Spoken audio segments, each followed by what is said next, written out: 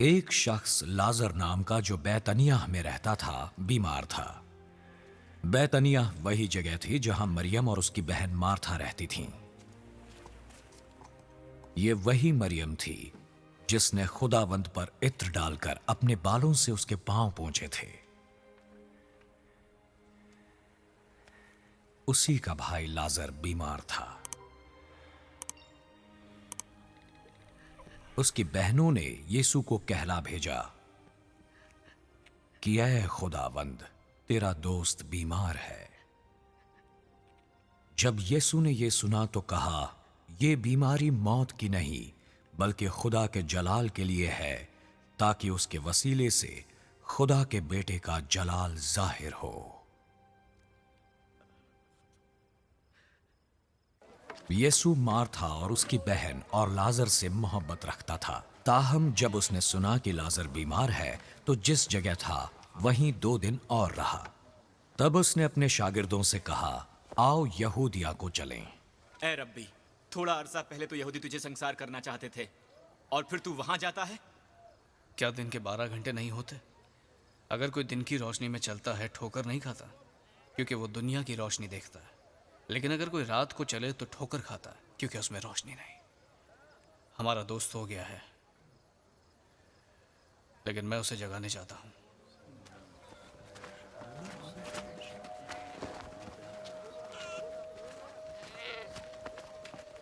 खुदावंद, अगर वो सोता है तो बच जाएगा। यीशु ने तो उसकी मौत की बाबत कहा था, लेकिन वो समझे कि आराम की नींद की बाबत कहा है। तब यीशु ने उनसे साफ कहा, लाजर मर गया है, और मैं तुम्हारे सबब से खुश हूं कि वहां ना था, ताकि तुम ईमान लाओ। आओ हम उसके पास चलें। तोमा ने, जिसे तवाम कहते थे, अपने साथ के शागिर्दों से कहा, आओ हम भी खुदावंद के साथ चलें ताकि उसके साथ मरें। बस यीशु को आकर मालूम हुआ कि उसे कब्र में रखे 4 दिन हुए। बैतनियाह यरूशलेम से करीबन 2 मील के फासले पर था, और बहुत से यहूदी मार्था और मरियम को उनके भाई के बारे में तसल्ली देने आए थे। जब मार्था ने यीशु के आने की खबर सुनी तो वो उससे मिलने को गई, लेकिन मरियम घर में बैठी रही। ऐ खुदावंद, अगर तू यहाँ होता तो मेरा भाई न मरता। और अब भी मैं जानती हूँ कि जो कुछ तो खुदा से मांगेगा वो तुझे देगा। तेरा भाई जी उठेगा। मैं जानती हूँ कि कयामत के आखिरी दिन वो जी उठेगा। कयामत और जिंदगी तो मैं हूं।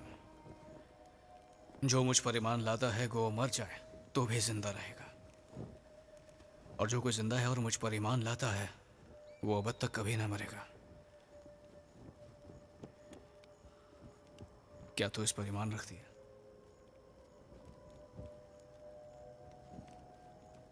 ऐ खुदावंद, मैं ईमान ला चुकी हूँ कि खुदा का बेटा मसीह जो दुनिया में आने वाला था तू ही है। ये कहकर वो चली गई और चुपके से अपनी बहन मरियम को बुलाकर कहा,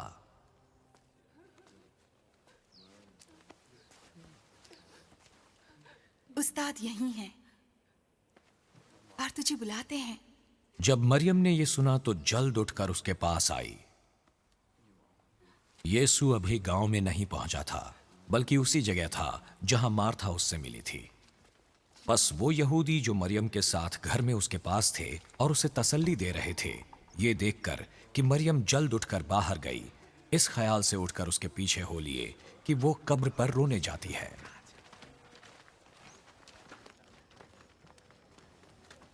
मरियम उस जगह पहुंची जहां यीशु था और उसे देखा तो उसके कदमों पर गिर पड़ी।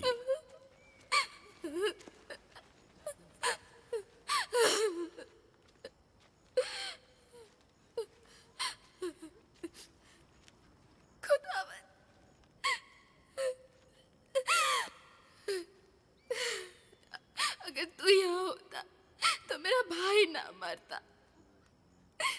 जब यीशु ने मरियम और उन यहूदियों को जो उसके साथ आए थे रोते देखा,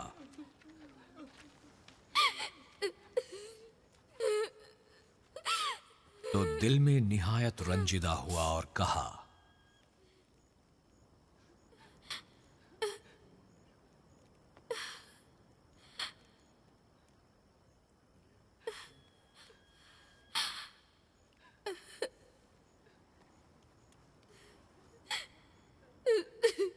तुमने उसे कहाँ दफन किया?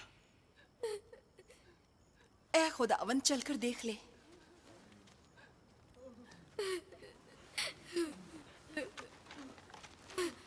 यीशु के आंसू बहने लगे। लोगों ने कहा, देखो वो उसको कैसा अजीज था। लेकिन उनमें से बाज ने कहा, ये शख्स जिसने अंधे की आंखें खोली इतना न कर सका कि लाजर ना मरता? यीशु फिर से अपने दिल में निहायत रंजीदा होकर कब्र पर आया। वो एक गार था और उस पर पत्थर धरा था। पत्थर को हटाओ। इसमें से तो बदबू आती होगी, क्योंकि इसे दफनाए हुए 4 दिन हो गए। क्या मैंने तुझसे कहा ना था कि अगर तू ईमान लाएगी तो खुदा का जलाल देखेगी?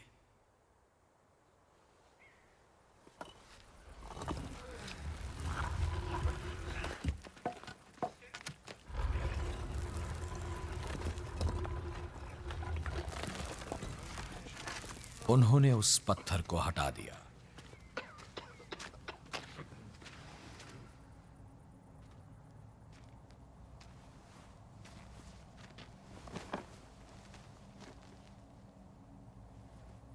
और यीशु ने आंखें ऊपर उठाईं। ऐ बाप, मैं तेरा शुक्र करता हूं कि तूने मेरी सुन ली। मैं जानता हूं कि तू हमेशा मेरी सुनता है, मगर इन लोगों के बाइस जो आसपास खड़े हैं, मैंने ये कहा था कि वो ईमान लाए कि तूने ही मुझे भेजा है।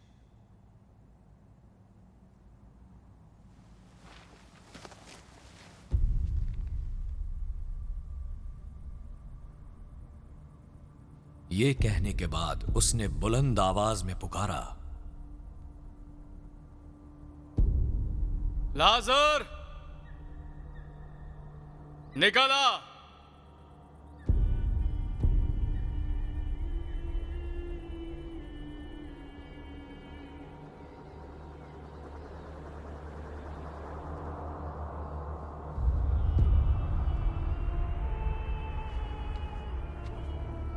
वो निकल आया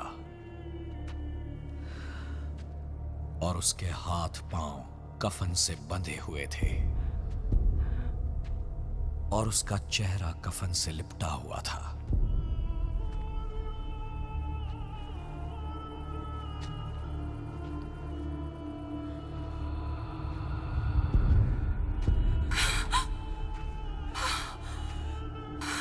इसे खोलकर जाने दो।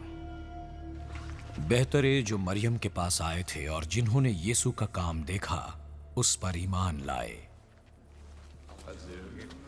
मगर उनमें से बाज ने फरीसियों के पास जाकर उन्हें यीशु के कामों की खबर दी। बस सरदार काहिनों और फरीसियों के सदर अदालत के लोगों को इकट्ठा करके कहा, हम करते क्या हैं? ये आदमी तो बहुत मौजज़े कर रहा है। अगर हमने उसे यूं ही छोड़ दिया तो सब उस पर ईमान ले आएंगे और रोमी आकर हमारी जगह और कौम दोनों पर कब्जा कर लेंगे।